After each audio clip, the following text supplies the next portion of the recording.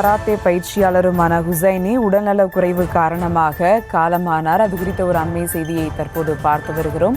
கூடுதல் விவரங்களோடு இணைகிறார் செய்தியாளர் ஜெரி. வணக்கம் ஜெரி, விவரங்கள். வணக்கம். இரத்த புற்றுநோயால் பாதிக்கப்பட்டு மருத்துவமனையில சிகிச்சை பெற்று வந்த ஹுசைனி அதிகாலை 1:45 மணி அளவில் காலமாகி இருக்கிறார்.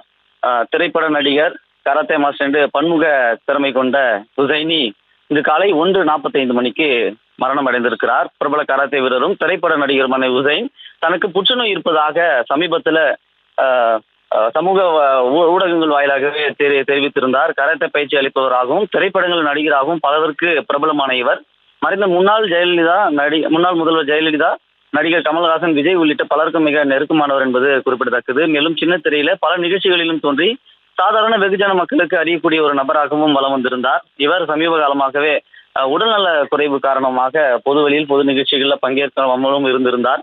சமீபத்தில் சென்னையில் இருக்கக்கூடிய பிரபல தனியார் மருத்துவமனையில் அனுமதிக்கப்பட்டிருந்தார். இவர் உயிர் பிழைப்பதற்கு சாத்தியக்கூறுகள் இல்லை என்று மருத்துவர்கள் தெரிவித்த நிலையில இவர் தற்பொழுது நேற்று நள்ளிரவு 1:45, அதாவது இது அதிகாலை 1:45 மணிக்கு மரணம் அடைந்திருக்கிறார்.